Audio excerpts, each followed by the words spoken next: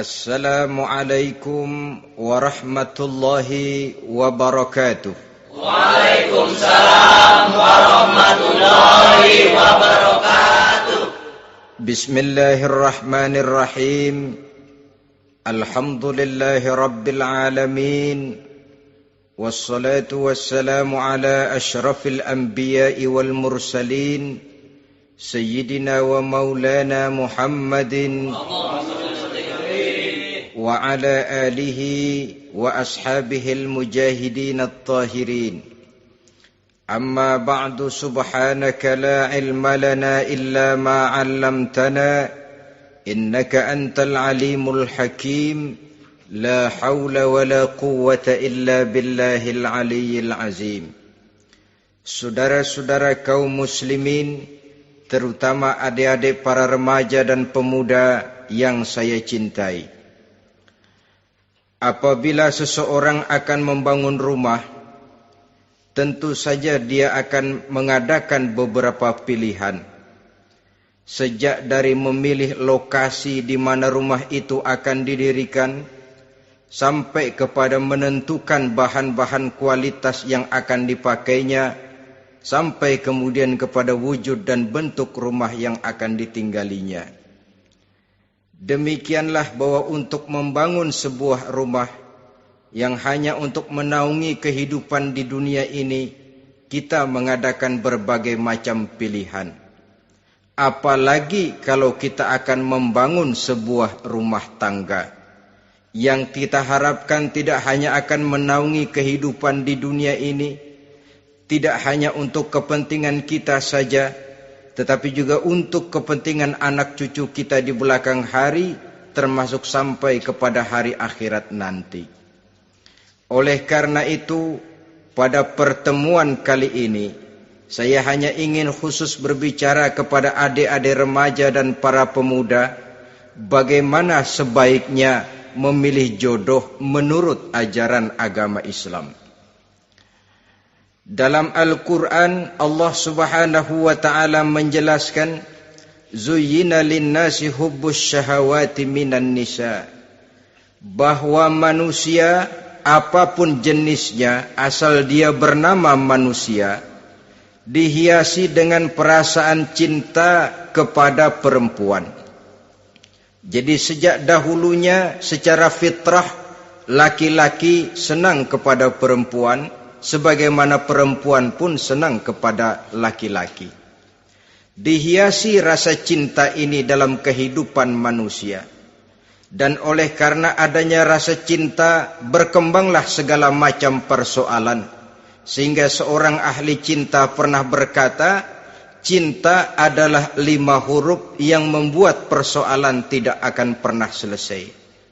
5 huruf yang membuat persoalan tidak akan pernah selesai-selesai. Tetapi dalam kehidupan sehari-hari sering kita saksikan bahwa cinta ini bisa mendorong memberikan motivasi yang baik, dan cinta ini pun bisa juga memberikan dorongan yang tidak baik.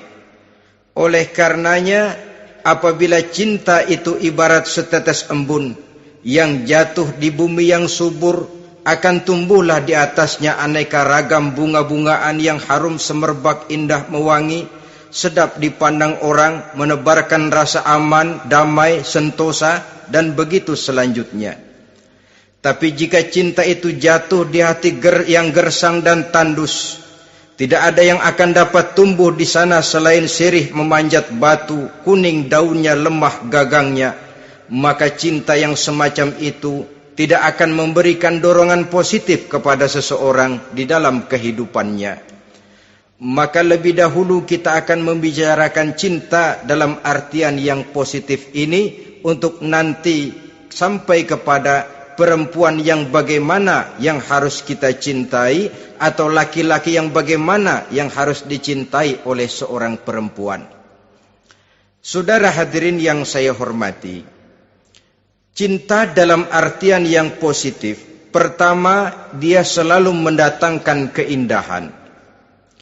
Yang kedua, cinta itu memberikan energi atau semangat untuk berjuang. Dan yang ketiga, cinta itu selalu membawa resiko dalam bentuk pengorbanan. Maka cinta yang positif pertama melahirkan keindahan. Disinilah orang memerlukan filter atau saringan. Sebab keindahan yang didasarkan karena cinta itu merupakan satu keindahan yang relatif saja. Boleh jadi karena indah orang jadi cinta, boleh juga jadi karena cinta segala sesuatu terasa jadi indah. Namun bagaimanapun juga, kalau hati sudah diliputi oleh rasa cinta, segalanya akan terasa menjadi indah. Cinta itu adalah keindahan. Yang kedua, cinta itu energi, melahirkan dorongan dan semangat. Yang lemah bisa menjadi kuat, yang takut bisa menjadi berani, yang jauh jadi terasa dekat. Itu semua karena dorongan cinta. Dan dari energi ini lahirlah yang ketiga, bahwa cinta adalah pengorbanan. Sehingga orang berkata, berani bercinta artinya harus berani berkorban. Takut berkorban, jangan bercinta. Kalau cinta ini kita salurkan kepada nilai-nilai agama umpamanya, yang pertama, cinta mendatangkan keindahan. Kita cinta kepada agama, maka apapun yang diperintahkan oleh agama akan terasa menjadi indah. Solat akan terasa menjadi indah. Puasa terasa menjadi indah. Zakat terasa menjadi indah. Jihad pun akan terasa menjadi indah. Persis kalau kita cinta kepada seorang gadis. Jika kita cinta kepada seorang gadis, apanya saja akan kelihatan menjadi indah. Jalannya terasa indah, lenggang-lenggoknya terasa indah, suaranya merdu padahal cemprengnya bukan main. Seluruhnya akan mendatangkan keindahan karena dasarnya sudah cinta. Cinta membawa kepada keindahan. Yang kedua, cinta itu melahirkan energi. Orang yang cinta kepada agama akan lahir tenaga dan semangatnya melaksanakan ibadah, melaksanakan puasa, melaksanakan zakat, melaksanakan solat, melaksanakan haji, bahkan melaksanakan jihad sekalipun. Cinta selamanya menimbulkan energi dan semangat. Sama saja dengan kita apabila jatuh cinta kepada seorang gadis, walaupun rumahnya jauh, katanya, gunung pun akan kudaki, lautan pun kuseberangi. Untuk apa itu? Untuk menemui apa yang kita cintai. Cinta selamanya melahirkan energi. Capek tidak terasa, lelah tidak terasa, semuanya tertutup oleh keindahan yang bernama cinta. Lalu yang ketiga, cinta membawa pengorbanan. Apabila kita cinta kepada agama, maka pengorbanan terhadap apapun yang diminta oleh agama, baik itu pengorbanan waktu, tenaga, pikiran, harta, bahkan pengorbanan nyawa sekalipun, kita tidak akan berat melaksanakannya karena cinta kita kepada agama yang kita anut ini. Demikian juga cinta kita kepada seorang perempuan akan membuat kita rela berkorban. Apapun yang dia minta, jangankan kita tidak mampu, kita tidak mampu sekalipun, kita masih berusaha untuk mampu guna memenuhi tuntutan si buah hati belahan jantung. Kadang-kadang malam minggu si doi ngajak nonton. Umpamanya duit tidak ada, gajian belum, kerja enggak. Timbullah inisiatif, entah sepatu kita jual ke tukang loa, entah celana mampir dulu ke tempat lain. Yang penting kita berkorban untuk memenuhi permintaan si buah hati belahan jantung. Ketika itu pengorbanan sudah tidak kita rasakan lagi. Bahkan pengorbanan yang paling pedih sekalipun, dalam gurau, dalam bercanda misalnya, dicubit kita oleh kekasih kita, pedih bukan main, terkelupas kulit, mengalir darah, bukan nangis, nyengir. malah kadang-kadang minta tambah dicubit lagi. Itulah romantikanya cinta, sanggup membuat orang berkorban, melahirkan energi dan semangat, menambah keindahan dalam kehidupan, sepanjang dia dalam artian yang positif. Kalau demikian masalahnya, di dunia yang penuh dengan perbenturan nilai sekarang ini, orang sering salah jalan bagaimana memilih jodoh untuk membangun rumah tangga yang bahagia.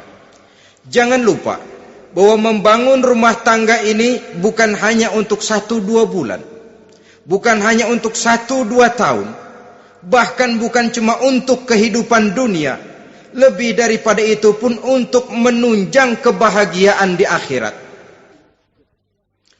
Oleh karenanya, memilih jodoh bukan satu hal yang mudah, bukan satu hal yang bisa dilaksanakan sambil lalu, tetapi memerlukan penelitian, memerlukan pengamatan yang mendalam.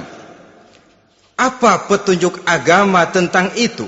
Dengan kata lain, bagaimana seharusnya seseorang memilih jodoh dalam kehidupannya? Ini tentu saja sumbangan moral buat adik-adik remaja dan para pemuda yang lagi kebingungan memilih jodoh, atau barangkali buat bapak-bapak yang kepengen nambah lagi.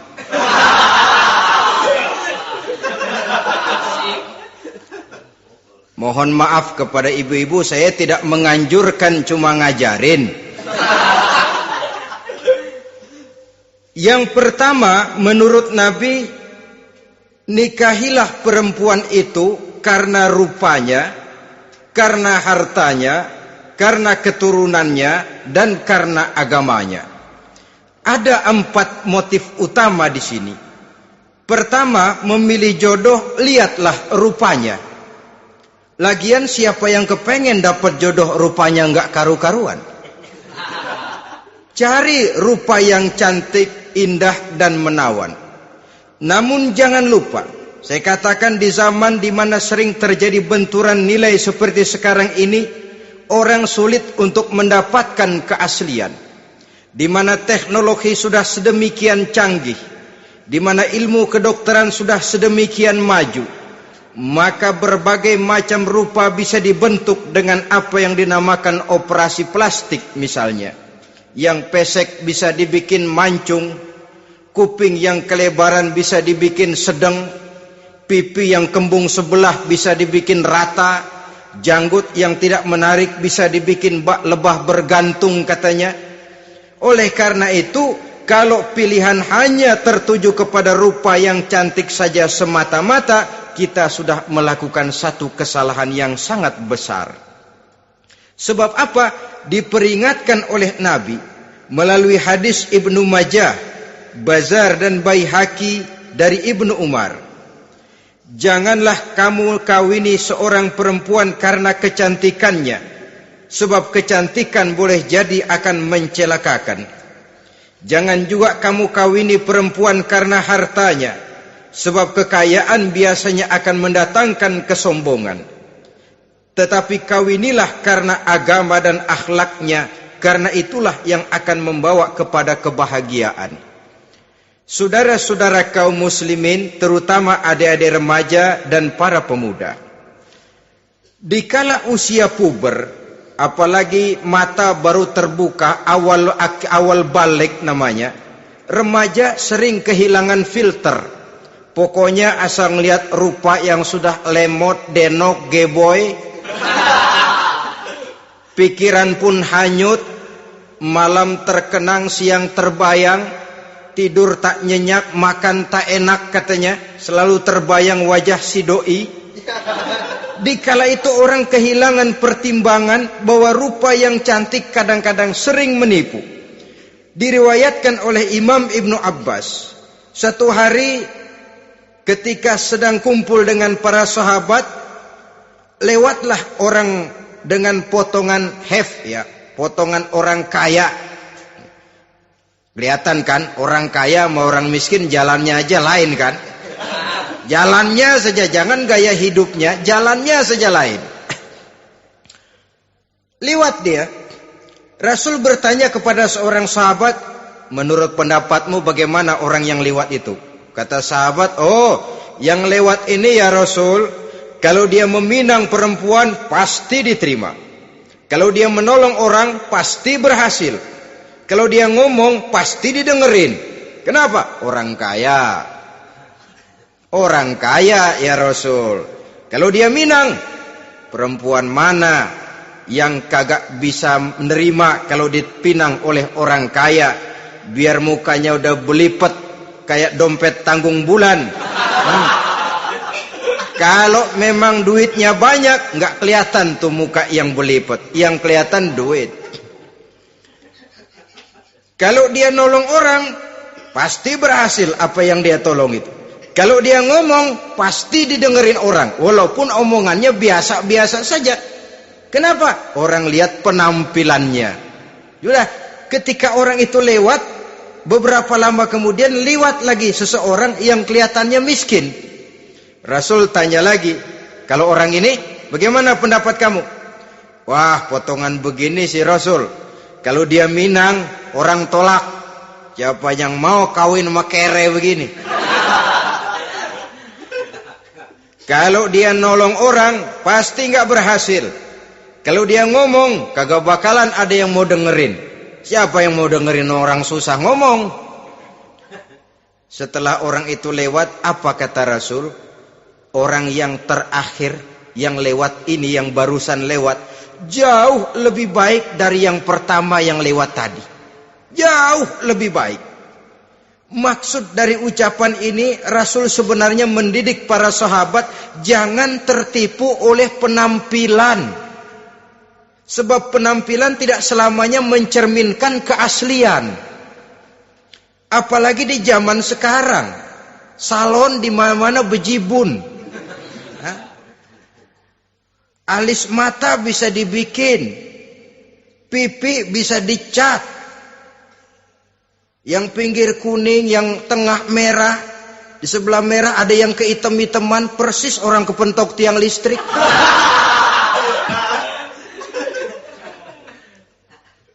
Kecantikan yang artifisial, kecantikan yang bukan alami. Karena itu silakan saja cari yang cantik, tapi jangan terpaku sampai di situ. Sebab kecantikan di samping dia mudah berubah oleh pergeseran masa dan pertukaran waktu, ternyata penampilan tidak selamanya mencerminkan keaslian. Lain hari seorang sahabat pernah mengadu, "Ya Rasul, ada apa? Inna imraati la turaddu yadul lamis." Ya Rasul, istri saya tidak pernah menolak tangan orang laki yang menjamahnya, mengajak salaman kepadanya. Apa jawab Rasul? Ceraiin aja. Tapi hati saya berat ya Rasul, saya cinta betul sama dia. Ya kalau hatimu berat, jaga dia baik-baik. Nah, dari riwayat ringkas ini kita ambil satu perbandingan.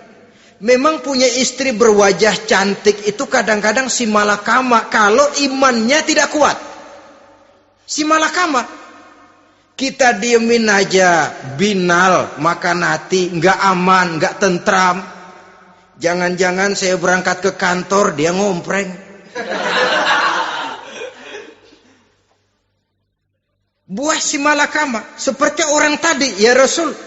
Istri saya kelihatannya sebenarnya tidak negatif maksudnya ini, cuma bersalaman tapi terlalu ngobrol. La turaddu yadul lamis, tidak pernah menolak orang yang ngajak salaman. Ya sekedar salaman. Tapi kan awalnya dari salaman. Kalau sudah salaman kan strum bisa ngederdet dari tangan situ. Kata Rasul sederhana saja. Ya kalau memang begitu ceraiin. Saya nggak kuat Rasul, saya cinta betul sama dia.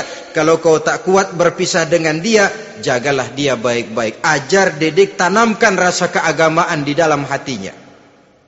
Saudara-saudara kaum muslimin, jadi rupa yang cantik tanpa didasari oleh nilai-nilai agama akan membuat seorang suami di rumah tangganya seperti si malakama.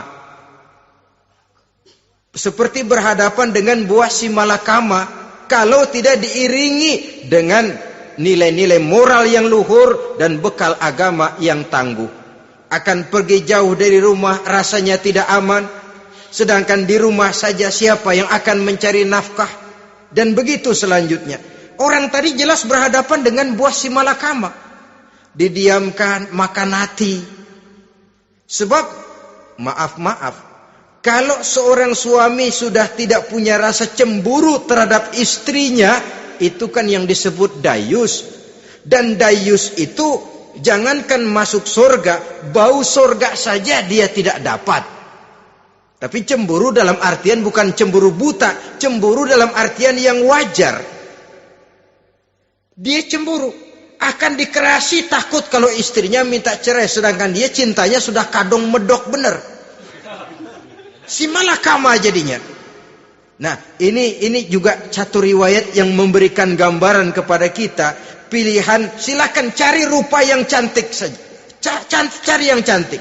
Tapi kalau itu dijadikan motif utama tanpa dasar-dasar agama, saya khawatir nanti rumah tangga kita akan berhadapan dengan buah si malakama.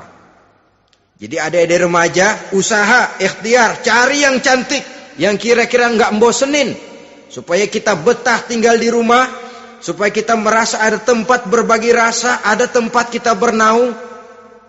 Sebab kalau nyari bini sebini-bininya mah, ya jodoh di tangan Tuhan, kagak usah nyari juga ntar datang diri umpamanya. Iya, kalau yang datang peot. Orang harus berusaha walaupun pada akhirnya jodoh toh memang ditentukan Allah. Kan 3 hal yang kita tidak bisa menentukan itu katanya. Maut, rezeki, jodoh. Itu yang masuk mysterious problem. Problem yang misterius. Maut, misterius. Kapan kita mati, kita sendiri tidak tahu. Tahun depan, 50 tahun lagi, 100 tahun lagi, tidak pernah seorang pun diberitahu. Tapi yang pasti dia bakal datang. Kapan dan di mananya, kita tidak tahu. Bisa di rumah, bisa di masjid, ya alhamdulillah. Bisa di majelis taklim, syukur. Bisa di medan perang membela agama, bagus. Pasti dia akan datang. Maut, mysterious problem. Sesuatu yang kita tidak tahu kapan datangnya. Rezeki, gitu juga. Sehingga orang sering bilang, rezeki katanya kayak bayangan. Kita uber-uber, dia lari. Kita diam, dia mah diam. Setengah mati kita uber-uber. Emang ukuran segitu, segitu aja. Begitu kita nggak ngapa-ngapain, datang yang bawain rezeki. Namanya rezeki itu mysterious problem. Kadang-kadang ngobek, sungsang, sumbul, udah segala tanah orang kita ukur-ukurin. Udah segala ngomong sudah nggak ada yang loh, tuh sudah buta. Tapi memang bayangan, kalau belum rezeki ya belum. Kadang-kadang nyari kode sampai tidur di kuburan. Belepotan tanah kuburan loh. Yang aneh lagi kadang-kadang orang gila ditanyain. Allahu Akbar, ini kode-kode zaman sekarang ini. Sampai orang waras nanyain orang gila itu gimana itu. Ini sudah efek yang betul-betul negatif. Sudah jelas orang gila kok ditanya. Apa kira-kira yang nanya nggak lebih gila dari yang gila itu?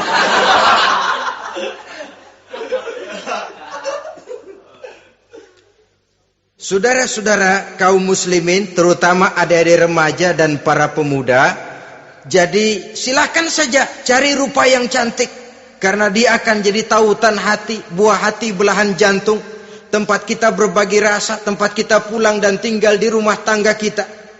Tapi hendaknya kecantikan rupa itu diiringi juga dengan kecantikan budi. Karena itu cari rupa yang cantik. Ini pilihan utama. Yang kedua, kata Nabi, harta, cari yang kaya. Tetapi jangan lupa, jangan dijadikan pilihan utama. Karena kekayaan sering mendatangkan kesombongan. Apalagi kalau seorang pemuda mendapat istri orang kaya. hidupnya dimodali oleh istrinya, maka biasanya wibawanya sebagai seorang suami akan hilang. Akhirnya komando di tangan istri. Dikala itulah suami tidak lebih daripada prajurit yang taat kepada komando istrinya. Padahal menurut konsep Quran, ar-rijalu qawwamuna 'alan nisa, laki-laki diciptakan sebagai pembimbing bagi perempuan. Kalau nanti suatu saat terjadi benturan, sedangkan modal diberikan oleh istri, terjadilah pengungkitan. Kata istrinya apa? Lu jangan bertingkah, lu kan kawin sama gue modal lu kolor doang.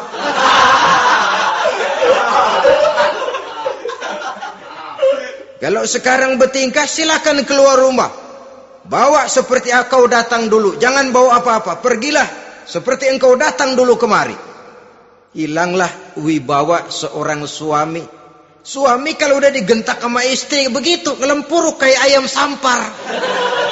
Di mana lagi letak wibawanya? Harta sering mendatangkan kesombongan. Oleh karena itu, walaupun diperintahkan cari yang keturunan orang kaya, tapi maksudnya jangan dompleng. Sebab kepribadian seorang suami akan ditentukan oleh sifatnya sendiri. Keberadaannya ditentukan oleh karya dan perbuatannya sendiri. Itulah yang akan menampilkan kepribadian dia dalam kehidupan di masyarakat ini. Saudara-saudara kaum muslimin, terutama adik-adik remaja dan para pemuda, kan kadang-kadang di zaman sekarang kan kelas-kelas gigolo, playboy ya, nyari tante-tante kesepian, mejeng-mejeng di pinggir-pinggir jalan dengan harapan apa? Ya barter lah, tukar tambah. Nah, supaya dapat rokok, dibelikan pakaian, motor dan sebagainya. Tapi yang jelas hilang harga diri sebagai laki-laki, dan itu yang paling mahal. Kalau seorang laki-laki sudah kehilangan harga diri, apalagi yang bisa dibanggakan dalam kehidupan ini? Apa artinya naik mobil kalau kepala tertunduk ke bawah? Apa artinya jalan di tengah masyarakat kalau kita tidak bisa menengadah dengan satu kebanggaan? Hilangnya harga diri merupakan kehancuran awal dari sebuah pribadi yang untuk jangka panjang kita tidak akan bisa lagi berbuat banyak. Tanpa harta orang memang sulit untuk bahagia, tapi harta semata-mata bukan merupakan jaminan bahwa orang lantas akan bahagia. Saya barangkali harus berkata, banyak orang miskin yang kaya, tapi tidak sedikit orang kaya yang miskin. Saya ulangi ini, banyak orang miskin yang kaya, tetapi tidak sedikit orang kaya yang miskin. Nah, bagaimana pengertiannya? Orang miskin yang kaya, materinya sederhana, peralatan rumah tangganya sederhana, tapi hatinya kaya. Oleh karena hatinya kaya, jiwanya lapang.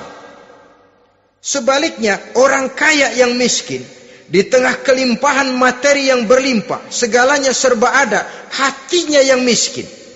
Kelimpahan materi tidak akan sanggup mengobati kemiskinan hatinya.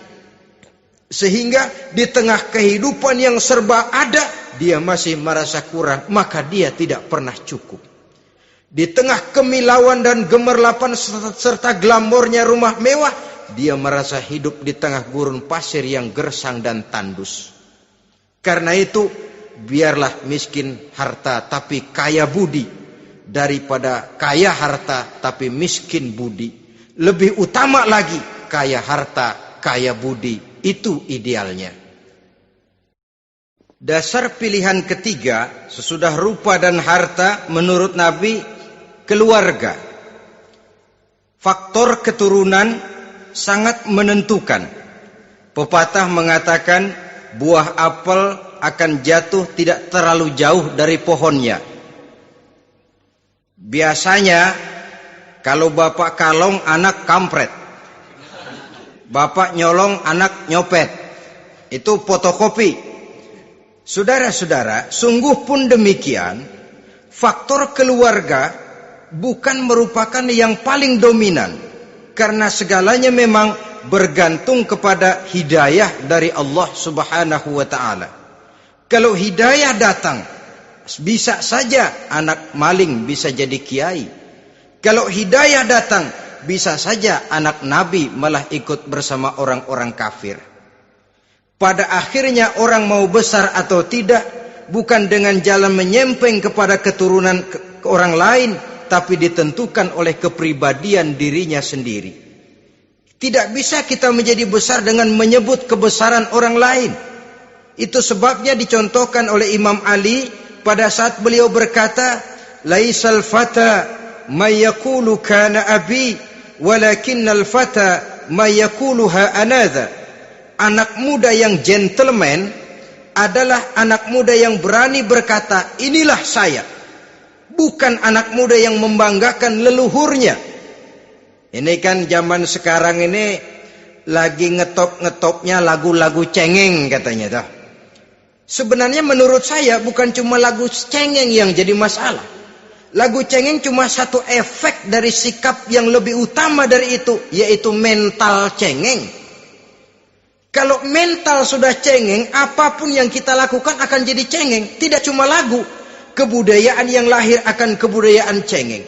Jadi pengusaha cengeng. Jadi pejabat cengeng. Jadi kiai cengeng. Kenapa? Mental cengeng. Di antara mental cengeng itu apa? Mengandalkan fasilitas atasan. Kalau tidak ada fasilitas dari atas, lantas tidak bisa berbuat apa-apa, cengeng. Menjadi besar bukan karena karier pribadi, tapi karena nasib katrolan. Itu pun termasuk mental cengeng. Sedikit gagal, bagaimana sedikit jalan buntu, babe. Sedikit deadlock, babe. Lu ngapain babe lu melulu? Saudara hadirin yang saya hormati, jadi lebih penting dari sekedar lagu-lagu cengeng, saya malah lebih suka bicara mental cengeng ini. Mental yang cepat putus asa. Mental yang tidak mau mengeluarkan usaha maksimal. Mental yang hanya mengandalkan fasilitas. Sedangkan pribadinya tidak lebih daripada pribadi sumuhun dawu, pribadi kulon nuwun, pribadi kumaha juragan wae, pribadi oke bos, pribadi asal bapak senang. Bukankah itu semua merupakan cermin dari mental-mental yang cengeng, yang untuk jangka panjang tidak akan pernah menguntungkan daripada pembangunan bangsa dan negara yang kita cintai ini. Seseorang mau besar atau tidak bukan dengan jalan menyempeng kepada kebesaran orang lain. Bahkan Syauqi dalam sebait syairnya yang lebih tegas mengatakan, wa syarrun nasi zu khumulin iza fakhartahum zakarul jaduda wa syarrun nasi wa khairun nasi zu syarafin qadimin aqama li nafsihi syarafan jadida. Generasi yang paling jelek adalah generasi pemalas. Kalau kelihatan orang lain lebih hebat dari dia, disebut-sebutnya kebesaran nenek moyangnya. Dia sendiri nggak punya prestasi apa-apa. Kerjanya cuma ngandeli babe. Kerjanya cuma menggelayuti fasilitas orang tuanya. Tanpa itu dia tidak akan punya nilai dan harga sama sekali. Ini generasi paling jelek. Kalau orang lain kelihatan lebih hebat, dia sebut nenek moyangnya. Lo sih belum apa-apa lo, baru kopral lo. Engkong gua no, komandan Hansip. Engkongnya. Engkongnya yang disebutin. Dia sendiri tidak punya prestasi apa-apa. Jadi silahkan saja cari gadis dari keturunan keluarga yang baik-baik. Tapi jangan jadikan tendensi utama, jangan dengan niat untuk menyempeng kepada kebesarannya. Tapi paling tidak dengan niat agar mudah-mudahan dari benih yang baik ini akan lahir keturunan-keturunan yang baik pada akhirnya nanti. Itu yang kita harapkan. Bukan lalu dengan pertimbangan, mertua gue bos nih, kali aja begitu gue kawin dia mampus. Ini semua warisan kan jatuh kemari semua. Kalau itu niatnya sudah jelas salah. Kita mencari perempuan dengan keturunan-keturunan yang baik dengan berharap agar anak-anak kita nanti yang akan merupakan benih cucunya akan melahirkan kebaikan-kebaikan seperti leluhurnya dulu. Saudara, pilihan yang keempat kata Nabi, agama. Ini yang paling inti. Kenapa? Agama itu motivasinya moral. Di sini segalanya ditentukan. Rupa yang baik, harta yang banyak, keluarga yang luhur. Kalau sudah dilandasi oleh agama yang rapuh, bahkan tidak beragama sama sekali, ketiga hal di atas tadi hanya akan mendatangkan malapetaka. Sekarang kan kita tertipu oleh penampilan. Padahal penampilan belum tentu kenyataan. Di jalan-jalan kita akan lebih terpesona melihat gadis pakai miniskirt di atas lutut ketimbang kita melihat gadis-gadis yang pakai jilbab. Kalau sudah pakai jilbab keliwat, yang usil banyak banget, bau sorga nih. Bau sorga katanya. Tapi kalau sudah yang pakai miniskirt itu yang lewat, itu dari ujung ke ujung mata kagak mau kedip. Laler nemplok di mata kagak dirasain. Kita terpesona oleh penampilan zahir, padahal penampilan belum tentu memantulkan hal yang sebenarnya. Tapi memang itulah watak manusia. Watak manusia, saya katakan manusia tanpa kecuali. Tetapi bergantung kepada pemikiran jangka pendek atau jangka panjang. Kalau jangka panjang yang kita pikirkan, ya tentu kita tidak akan mudah terpesona oleh hal yang zahir.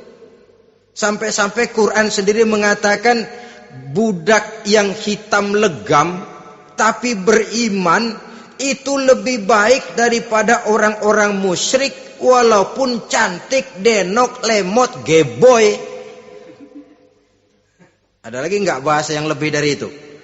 Cantik, denok, lemot, geboy, bahenol, nerkom. Tapi kafir masih lebih baik budak yang hitam legam sekalipun. Kalau dia beriman. Kenapa? Rumah tangga untuk jangka panjang.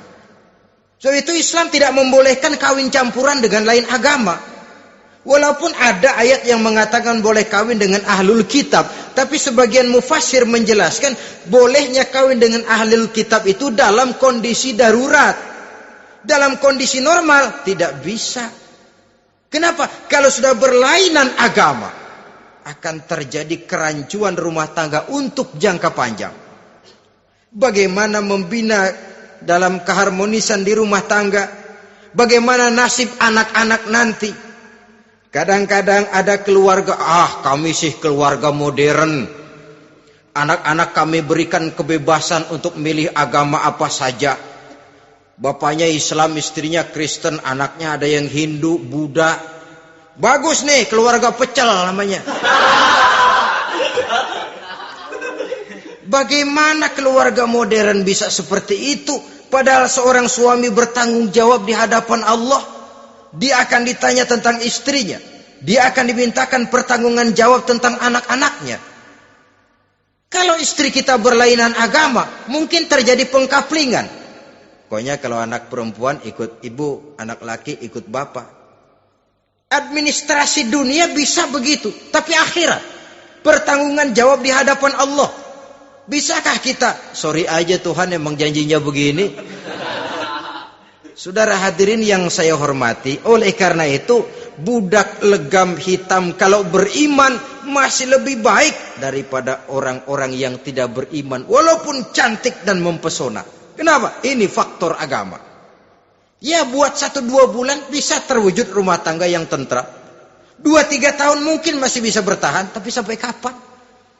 Sampai kapan itu akan terwujud? Pada akhirnya akan muncullah dilema yang akan sulit buat diatasi. Oleh karenanya motif agama dijadikan stres oleh Nabi. Fasfar bizatiddin taribat yadak. Pilih agama sebagai titik sentral, sebagai pilihan utama. Kalau agamanya kuat, walaupun rupanya sederhana, tapi karena nilai agamanya kuat, dia bisa menyenangkan hati suaminya. Dia bersolek untuk kepentingan suaminya. Dia taat kepada suaminya. Harta, dia anak orang kaya untuk membantu perjuangan suaminya. Tapi kalau tidak ada modal agama, rupa yang cantik bisa menyengsarakan suami. Apalagi kalau suami kere.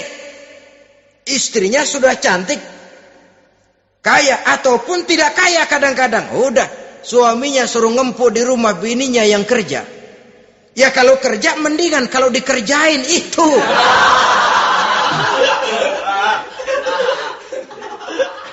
Itu yang repot. Saudara hadirin yang saya hormati, dan ini bukan 1-2 kasus. Alangkah malangnya kalau sudah terkena hal seperti itu. Akhirnya seperti pengaduan sahabat kepada Rasul tadi. Mau diceraiin, cinta saya udah medok benar Rasul. Enggak diceraiin, hati saya ngebet, pegel. Si malakama akhirnya. Jadi oleh karenanya agama. Kalau dia cantik, walaupun miskin, agamanya kuat, dia bisa memelihara kehormatan diri. Dia kaya, agamanya kuat, hartanya disalurkan di jalan Allah. Karena itu, agama jadikan pilihan utama. Dan ukuran agama itu bukan cuma jilbab loh. Ya kadang-kadang ada juga yang jilbabnya nggak pernah lepas, tapi kadang-kadang akhlaknya lebih binal dari yang kribo. Ada cuma sekedar kamuflase saja, itu pun penampilan, sekedar penampilan saja. Cuma dari segi aurat ya memang lebih baik dan lebih utama, dan saya kira lebih mengundang penasaran toh. Duren kalau udah dibuka kan kelihatan isinya, emang udah begitu, udah. Tapi kalau masih rapat, itu yang rasanya kita pengen buka. Timbul tantangan, gue pengen tahu isinya. Rasanya juga begitu. Sama saja dengan baju, kalau dibungkus rapat di plastik, ditaruh di etalase, adanya di toko serba ada, tahu kita barang mahal nih. Biar punya duit, kita mau nawar ragu-ragu, takut nggak cukup. Tapi kalau barang sudah dibuka di jalanan, diobral di pinggir jalan, murahan, 1.003 masih dicampur odol. Yang begitu sih biar nggak punya duit, kita berani banget tanya, nawar, megang lagi nyemek. Berat duit nih bang. Kenapa? Barang sudah terbuka. Jadi saudara-saudara, syukur kalau keempat-empatnya ini jodoh terkumpul dalam jodoh yang saudara cari. Sudah rupanya cantik, kaya, keturunan orang baik-baik, agamanya kuat. Nah, surga dunia tuh. Yang begitu cari. Kalau ada yang begitu, saya juga mau nambahin satu lagi.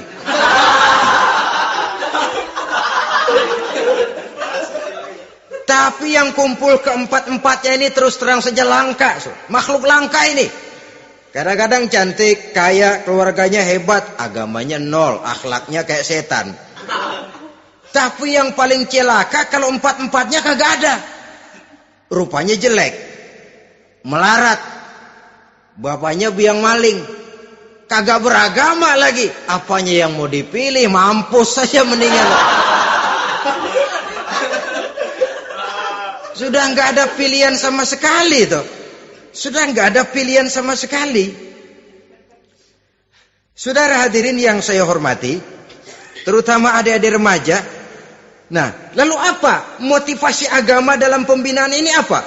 Agama ini kan memberikan contoh bahwa perempuan yang baik itu, yang kita ingin jadikan dia sebagai ideal dalam pencarian jodoh, tandanya 3. Iza ra'aitaha saratka, kata Nabi.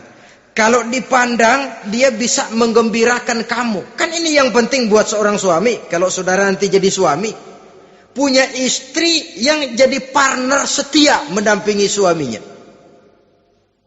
Kalau dilihat, nggak membosenin. Kenapa? Dia berdandan untuk nyenangin hati suaminya. Enggak bosenin. Kan kadang-kadang ada bini kalau kita pulang demek aja fotonya.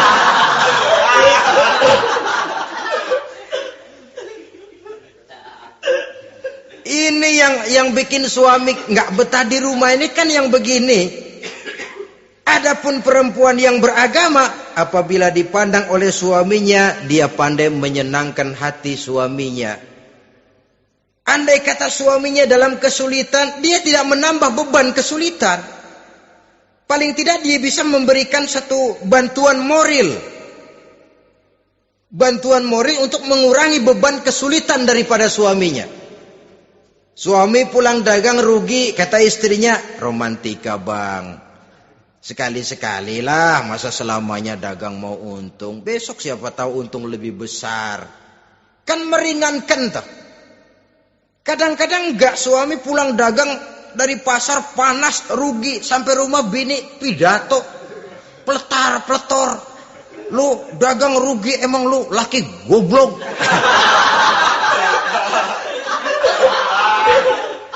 Sudahlah di pasar rugi, di rumah digoblok-goblokin. Ini nanti kena penyakit broken home yang begini ini. Padahal kesuksesan di kantor, kesuksesan di pasar, kesuksesan di medan tugas selalu dimulai dari kesuksesan dan ketenangan dari rumah tangga. Dia berhias untuk kepentingan suaminya, tidak terlalu berlebihan, dan suaminya pun pandai menghargai istrinya dengan kata-kata yang menimbulkan gairah dan semangat. Melihat istrinya bersorak, kamu makin cantik saja. Jangan juga kadang-kadang suami ketus. Ngelihat daksu pulang kantor, lihat suaminya, istrinya dandan rapi. Tumben lu mau bekasin apa? Mau bekasin katanya. Artinya apa ini? Pandai mengembirakan, bisa tenggang rasa, bisa berbagi rasa.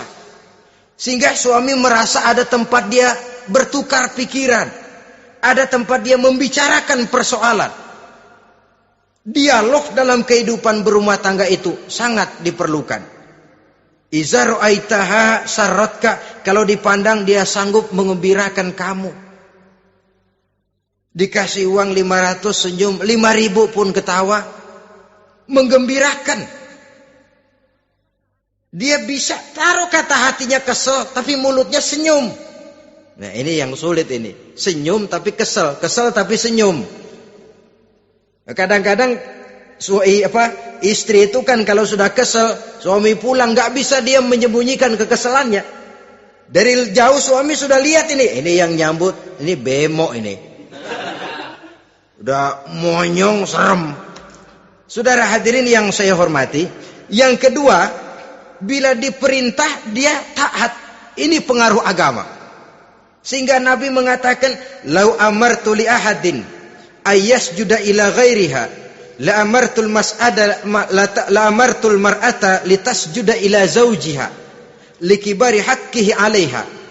Andai kata saja boleh aku memerintahkan manusia untuk sujud kepada sesama manusia, pastilah aku perintahkan perempuan untuk sujud kepada suaminya.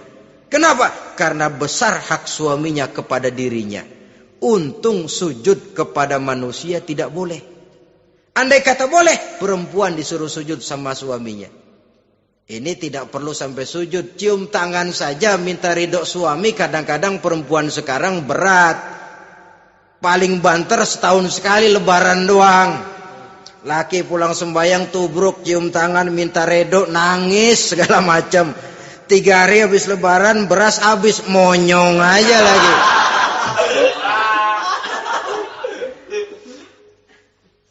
Saudara hadirin yang saya hormati,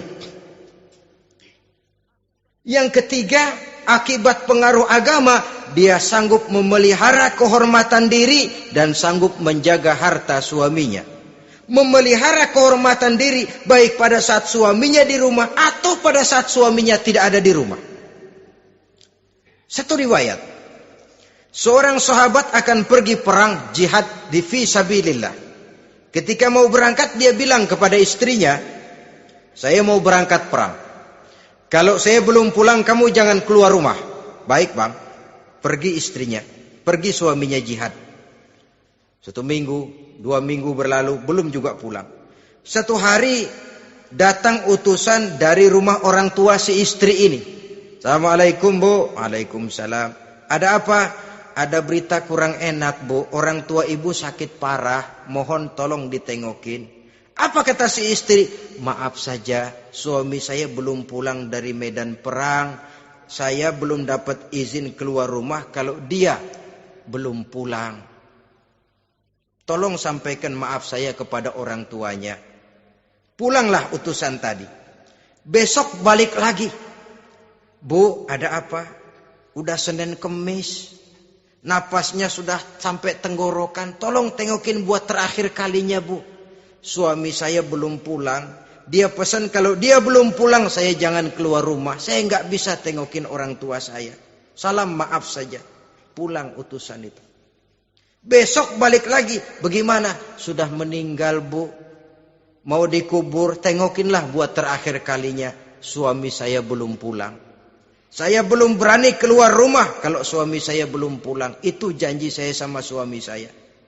Pulanglah utusan ini ngadu kepada Rasulullah sallallahu alaihi wasallam. Ya Rasul, ini perempuan kelewatan benar. Dari orang tuanya sakit sampai sekarat, sampai mati, sampai dikuburin dia nggak nengokin. Memangnya kenapa?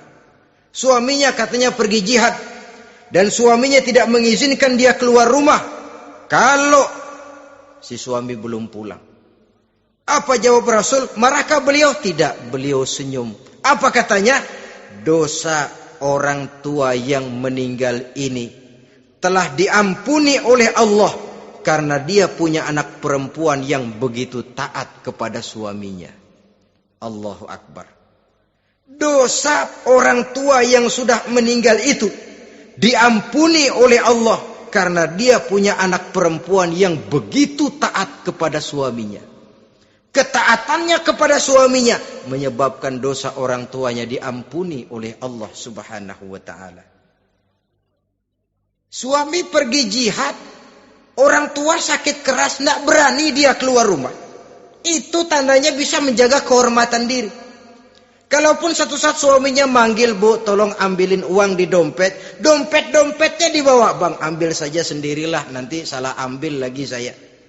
Kadang-kadang enggak, suaminya pergi mandi, dompet berantakan. Saudara hadirin yang saya hormati, ini motivasi agama. Jadi kecantikan zahir yang diimbangi dengan kecantikan batin oleh karena pengaruh agama tadi. Kalau sudah kemari, orang tidak perlu mikir-mikir operasi plastik, bikin yang pesek jadi mancung supaya orang tertarik, bikin belakang yang kurus jadi menarik. Tidak. Orang tidak perlu lagi pakai susuk-susukan, dipasang di bibir supaya kalau senyum orang gempor, supaya kalau ngomong orang percaya, dipakai di kuping supaya macam-macam. Tidak perlu lagi pakai jampa-jampe, pelet-peletan supaya kalau diludahin orang ngikut. Enggak perlu lagi. Kenapa? Cinta itu nature, sesuatu yang alamiah, yang tidak bisa dipaksakan. Dia kudrati, karunia dari Allah. Tidak bisa cinta dipaksakan. Kalaupun bisa, dengan ilmu pelet, oh saudara bisa membuat orang jatuh cinta, ya 2-3 hari, 4-50 hari. Kesananya apa yang akan terjadi? Kelanggengan tidak akan pernah terwujudkan. Kenapa? Keterpaksaan yang akan timbul. Dalam kondisi semacam itu, rumah tangga tidak akan mengalami ketenangan dan ketentraman. Jadi biarkan cinta berjalan secara alamiah, karena dia memang alamiah. Saudara-saudara, nah sekarang kalau sudah ketemu nih, yang 4 tadi, rupa cantik, keturunan boleh, kaya lumayan, agama kuat. Apa yang harus kita cari? Apa yang harus kita lakukan? Apa pakai pepatah anak sekarang? Aku lihat, aku pikat, aku dapat, aku sikat, aku minggat. Bangsat.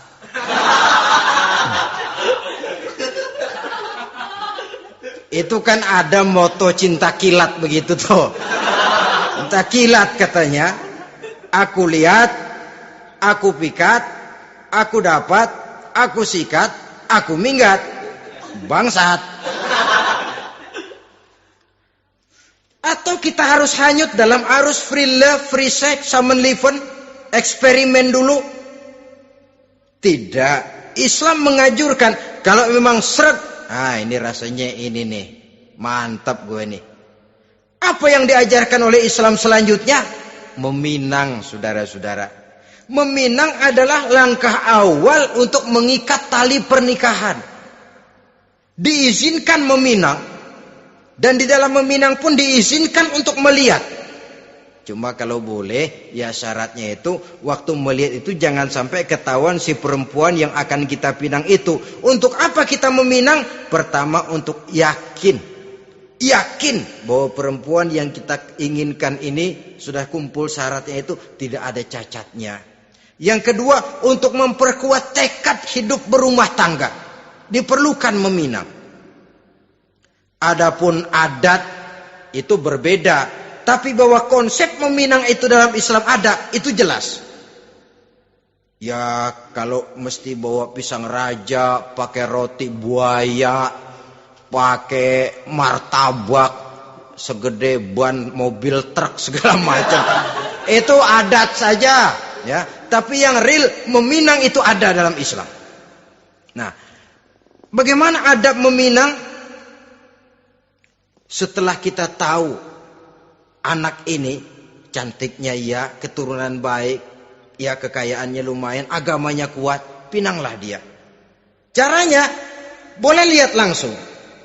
Lihat langsung kalau bisa tanpa setahu si perempuan. Dan batas yang boleh dilihat itu muka dan tangan. Itu saja. Jadi jangan gerusak. Minta permisi, Pak, saya mau ngelihat anak Bapak seutuhnya. Soalnya buat saya ini nanti. Apanya aja dibedolin. Jangan. Kira-kira yang boleh itu muka sama tangan. Andai kata kita risih, sebab nanti kalau enggak jadi akan jadi timbul rasa malu dan si perempuan juga kasihan. Boleh mengutus perempuan yang kita percaya. Coba kau ke sana, lihat kondisinya yang sebenarnya bagaimana. Kalau ngelihat dari jauh sih utuh, siapa tahu nanti tangannya kurang sebelah. Coba lihat sana. Saudara-saudara, kemudian boleh juga ditanyakan kepada orang tuanya. Dan dalam hal ini orang tua si gadis tidak boleh menyembunyikan aib atau cacat yang dimiliki oleh anaknya. Dia harus menceritakan apa adanya. Sampai pun kekurangan anaknya yang paling kecil sekalipun. Sebab apa? Jangan sampai istilah pepatah beli kucing dalam karung. Kedengeran suaranya doang meong-meong, begitu dibuka tuh kucing gempor sebelah kakinya nggak ada. Kan tentu kita tidak kepengen kecewa di belakang hari. Itulah perlunya meminang sebagai jembatan untuk menuju kepada pernikahan. Nah, dengan demikian kalau sudah usaha meminang ini dilaksanakan, jangan merasa sudah setengah resmi. Ini yang kadang-kadang jadi penyakit. Malah sesudah meminang harus masing-masing lebih menjaga diri, menjaga kehormatan, menjaga pergaulan. Kenapa? Agar saat memasuki jenjang pernikahan nanti merupakan jenjang yang sangat ditunggu-tunggu. Ada rasa keinginan tahu. Kalau tidak, ya udah biasa, nggak giroh lagi ngadepin perkawinan. Kenapa? Kemarin-kemarin gue udah cobain. Hilang gairah lagi. Sebab itu kalau sudah meminang, jangan merasa sudah setengah halal.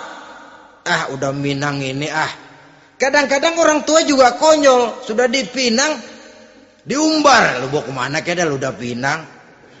Padahal meminang itu cuma langkah awal. Sedangkan selanjutnya harus lebih berusaha menjaga kehormatan diri. Sampai pada saat nanti pelaksanaan pernikahan.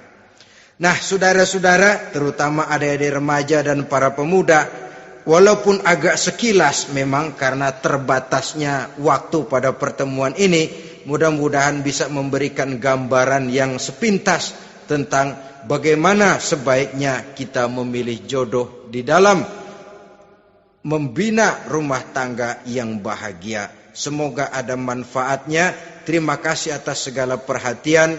Mohon maaf atas segala kekurangan. Usikum wa nafsi bitaqwallah. Wassalamualaikum warahmatullahi wabarakatuh.